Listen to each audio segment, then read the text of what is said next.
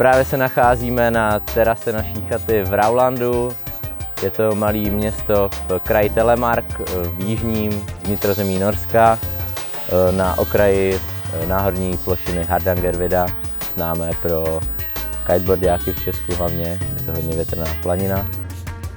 Dostal jsem nápad pozvat své kamarády, kteří rádi sjíždí pořádný kopce do hor sem, protože jsem tady zažil neskutečný zimní podmínky, zažil jsem tady neskutečný hajky v létě a napadlo mě, že by se to dalo spojit a ty hory Jotunheimen, které jsou nejvyšší v celé Skandinávii a dali by se určitě zdolat na splitboardech a následně sjet a mohla by to být velká zábava.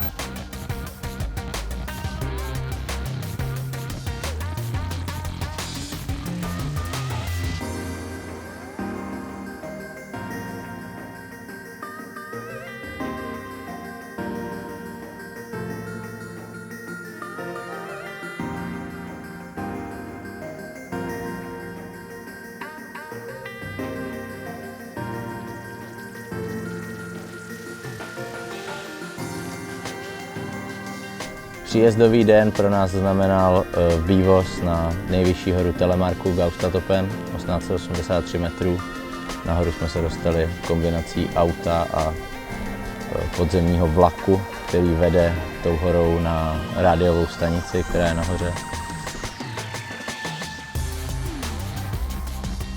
Jednoduchá cesta nahoru, trošku těžší dolů, samej let.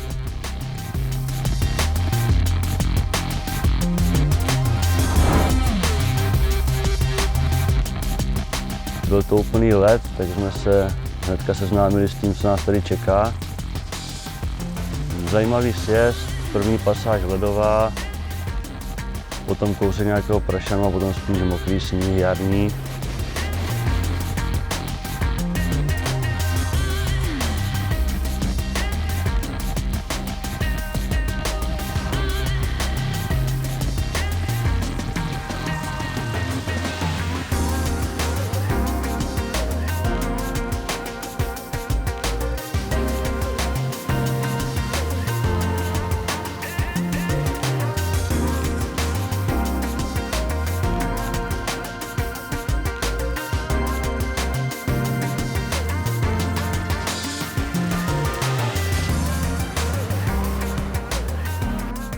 Už po příletu krásná krajinka kolem, malebné Norsko.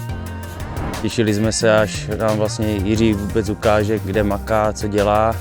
Přijeli jsme tady do jejich krásného baráčku, kde už celou sezónu bydlí. Kousíček od baráku má Jirka svůj office, parádní park, kde jsme se samozřejmě hnedka jeli podívat, na ní jsme nečekali.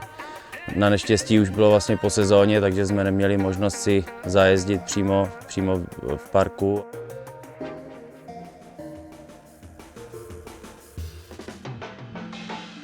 Naším cílem je zdolat na splitboardech a na skialpech a následně sjet hory Galdhøpiggen a Glittertind, které jsou dvě nejvyšší v celé Skandinávii.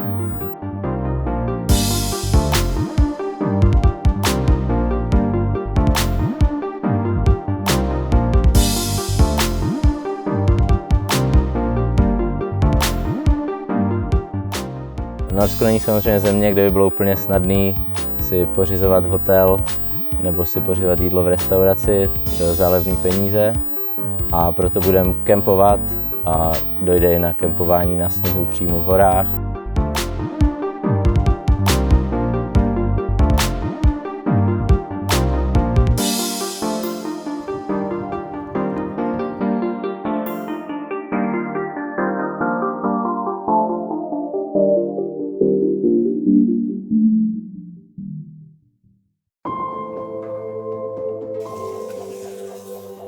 Šli jsme se tady podívat na Jirkovy oblíbené spoty, které nám ukázal hnedka. První den po příjezdu jsme se vydali na lokální dominantu kopec Bosnuten ve Věrli, 1431 metrů. Přálo nám počasí, zatímco v Jotunheimenu, kam jsme se vydali později, hezky nebylo, tak u nás bylo krásně.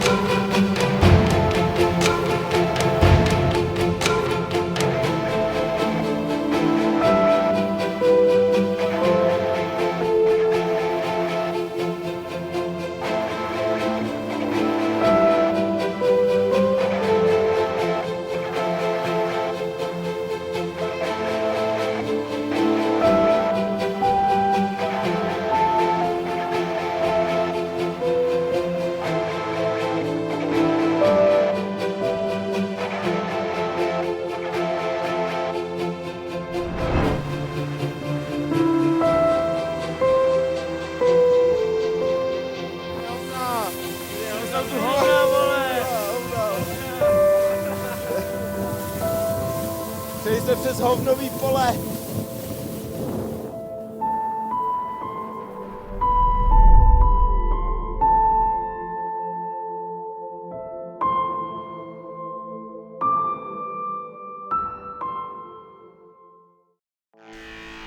Další den pro nás znamenal dlouhé cestování. Vydávali jsme se směrem na sever do pohoří Jotunheimen.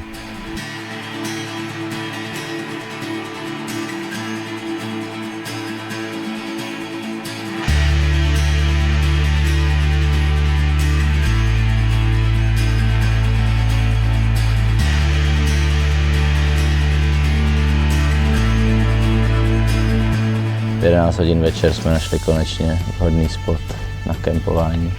Jdeš do nemocnice, zraněnej a doufáš, že dostaneš na pokoj někoho, kdo nebude chrápat.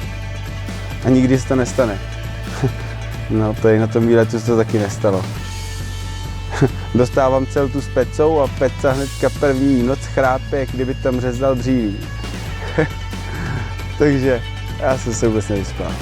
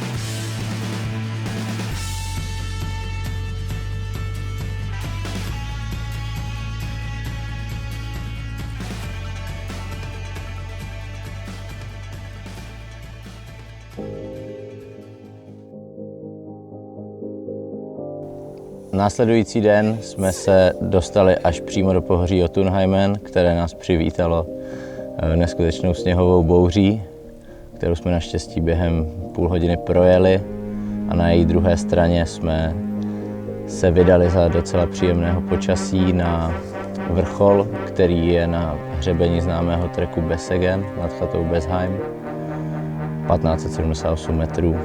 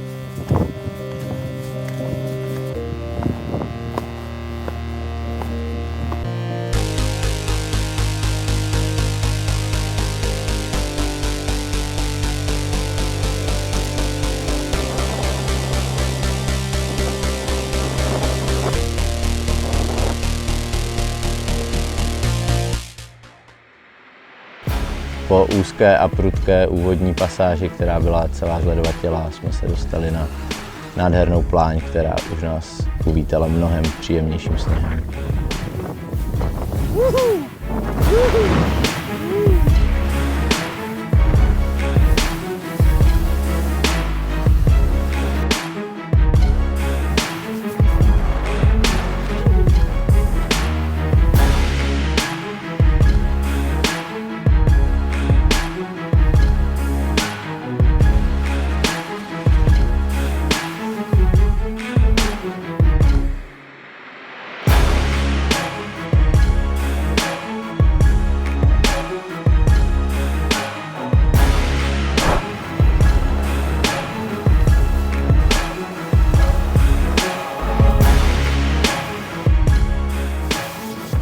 Po tomhle sjezdu jsme se vydali na camp spot, který jsme znali z předchozích návštěv Norska. ale když jsme k němu dorazili, tak byl na rozdíl od těch předchozích návštěv celý pod sněhem, takže jsme se chvilku pobavili a zamakali si a celý ho předělali k obrazu svému. Spaní na sněhu, neděláme to tak často u nás, tady to bylo taková i trošku cílem mít si ten outdoor. Měli jsme na to super vybavení, takže i díky tomu vlastně relativně v komfortu jsme si vytvořili nějak pěkné zázemíčko kolem a ojínek a kempili jsme si.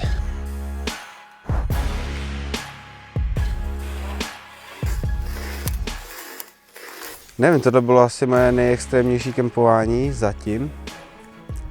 Spaní v -5, -7 na sněhu, skoro pod čirákem.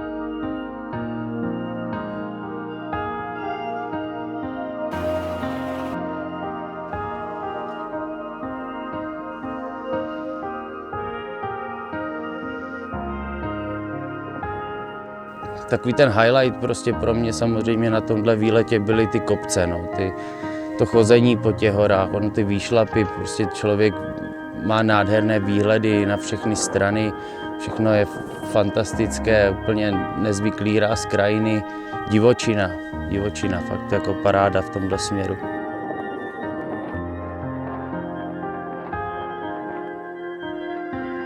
Další den jsme se vydali zpátky do míst, kde jsme potkali předchozí den tu sněhovou bouři k hoře jménem Bitterhorn. V podstatě vybírali jsme hodně i spontánně, něco bylo naplánovaného, něco pouze krásný kopec, který jsme viděli, tak jsme si jenom rozplánovali, kudy půjdeme a šli jsme se zatím podívat. Na výšlap jsme se vydali popolední, ráno bylo neskutečně větrné a nahoru jsme se dostali poměrně složitou cestou, nicméně se nám odměnila neskutečnou plání.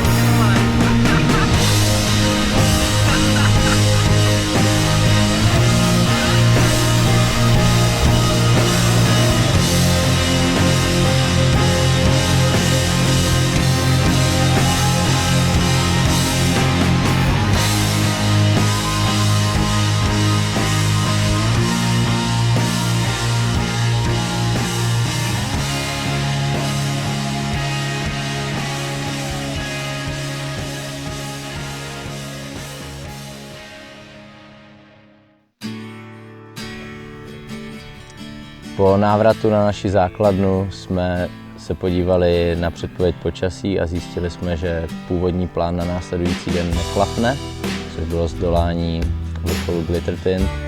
A místo toho jsme si vybrali horu Nordre Bruskartsknappen, která se nachází přímo uprostřed oblíbených pastvin pro soby. S tím kempováním v té zimě je to taky takové náročnější z toho pohledu, že samozřejmě vybavení dobré, jako člověk leze do sucha, ale přijedeš ze svahu, máš mokré boty, potřebuješ to někde dát dokupy ideálně, protože druhý den se do mokrých bod, jak všichni víme, leze trošičku hůř. Takže jsme hledali, kde jakou příležitost to vysušit. Když byla možnost v tom kempíku, jsme si postavili takovou naši sušárničku u ohně, tak jsme využívali každého tepla, aby jsme vysušili teda boty.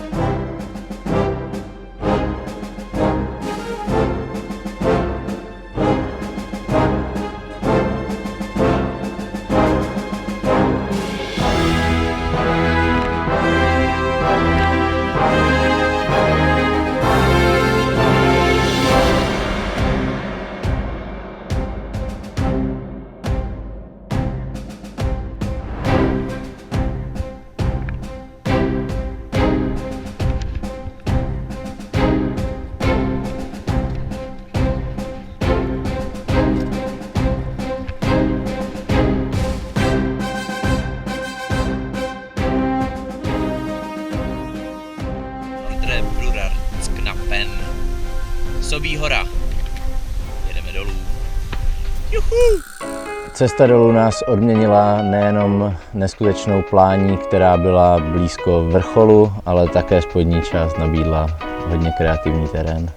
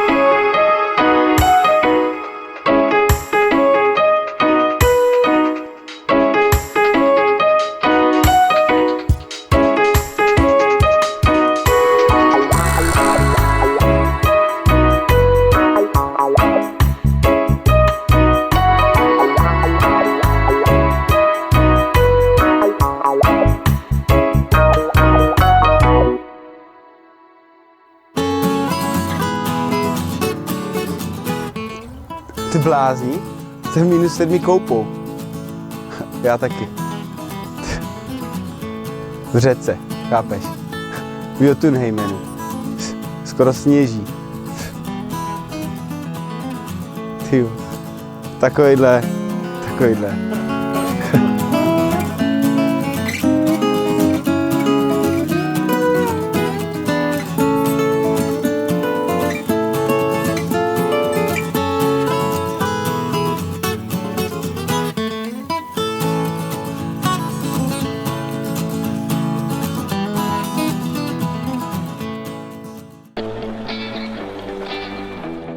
Večer nás čekal přesun autem asi 2 hodiny na chatu s Piterstulem, výchozí bod na nejvyšší horu Skandinávie, Galdhøpiggen.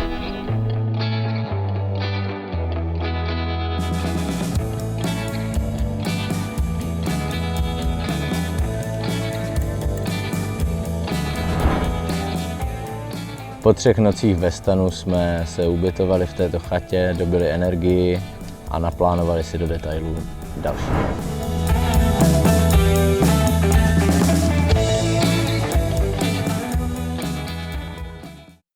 Stávačka, 6 ráno. Velký plus bylo, že jsme spali v teplé chatě den předem, takže jsme si usušili všechny věci. Cíl naší cesty byl určitě ten Galdhøpiggen. Chtěli jsme vlastně zdolat nejvyšší vrchol Skandinávie. Po rychlé snídani a přípravě vyrážíme nahoru po 7 hodině ráno. Na úvod nás čeká prudká pasáž, kde je možné zvolit, zda člověk půjde již po sněhu anebo po skalách s prknem na zádech. Prošli jsme si večer nějak ty pasáže počáteční, které byly vidět, kam se půjde, co a jak. No a vyrazili jsme s tím, že Peca šel s náma na splitu a my jsme šlapali v botech, protože to byl takový mix kamení a ledu. Výstup byl zajímavý, bylo to prudké, těžké pasáže, hodně takových technických výstupů, člověk si musel dávat pozor už v tom terénu. My jsme podle mapy už měli tak nějak zjištěné, že tam bude několik předvrcholů, což samozřejmě je takové vždycky na ten morál, když člověk leze na ten kopec a už vidí ten vrcholek, už vidí ten cíl té cesty. A najednou se zatím samozřejmě otevře nějaký další hřebínek a člověk zjistí, že to zdaleka nekončí. Jenom na páse už to bylo úplně nemožné, takže jsme sundali lyže, dali na bágl, vzali cepíny. Já s lyžákama jsem zakopával tak, že jsem jenom tu úplnou špičku lyžáku kopl do ledu. Asi 60 metrů jsem tam bojoval s úplným ledem a jedním cepínem. V životě jsem se tak nespotil. Zhruba ve výšce 1600 metrů se přezouváme všichni na splitboardy a klasickým skialpovým způsobem pokračujeme nahoru. Pokračujeme asi 2,5 hodiny způsobem, kdy se mění prudčí a mírnější části. Zdoláváme falešné vrcholy z Fellnose a Kelhaugstop. Asi ve 12 hodin se objevujeme nahoře na Galdhøpiggenu, který má 2469 metrů. Jsme tady, kámo! Jsme tu! Jaman! Výhled jako debil! Jotunheimen znamená v překladu země obrů a při pohledu na okolní vrcholy z Galdhøpiggenu jsme pořádně pochopili proč. Celkové převýšení zdolané na této trase je téměř 1400 metrů. Šli jsme 4 3/4 hodiny. Všechno jsme to zvládli, dolezli až nahoru a dali si epic jízdy. Jako blázen.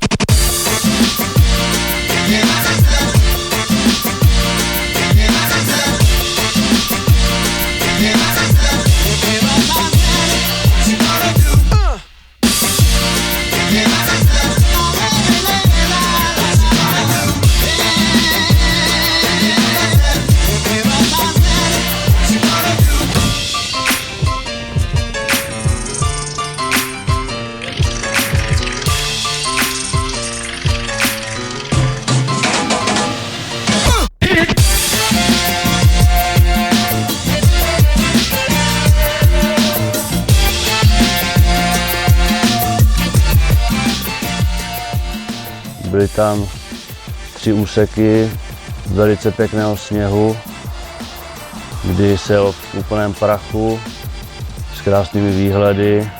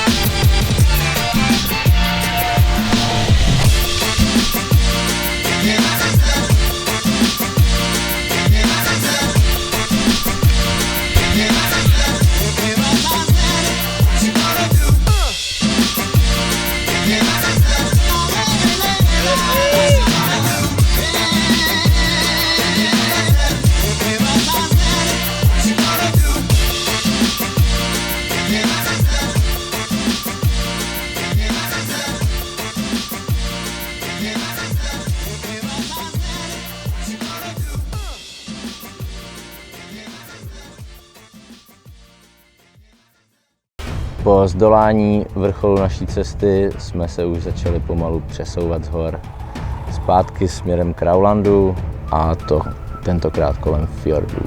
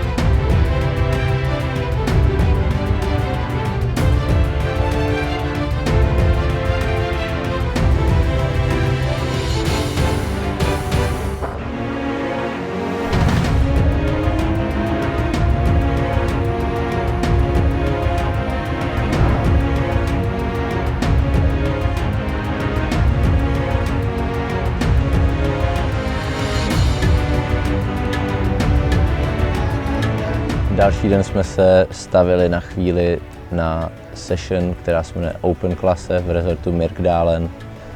Podívat se, co tam vyrostlo za park. Bylo opravdu super.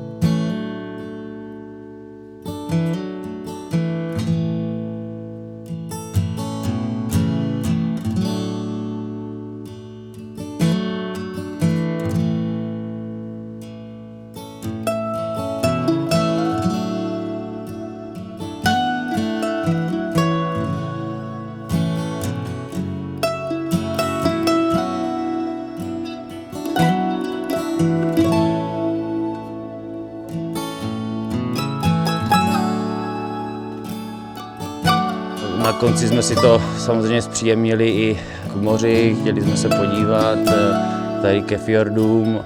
Je tam zase trošičku jiný ráz té krajiny, obrovské skály, prostě takové to syrové Norsko.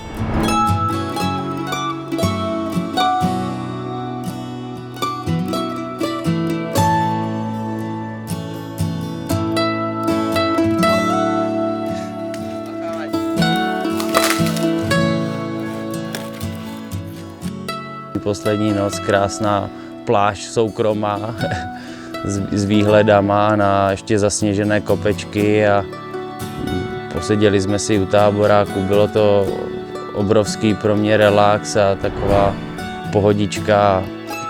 Různým způsobem se těším na další trip. Chtěl bych tady tyhle relaxační výlety podnikat samozřejmě co nejčastěji. No.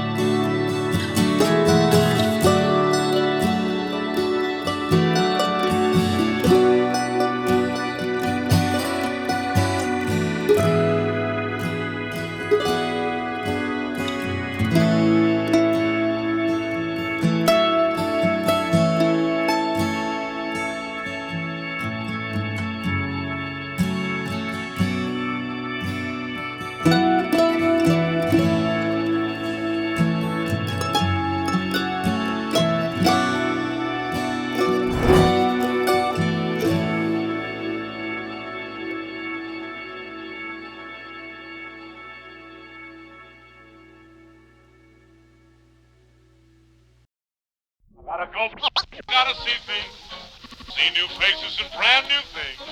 Gotta go places and do things, maybe to forget.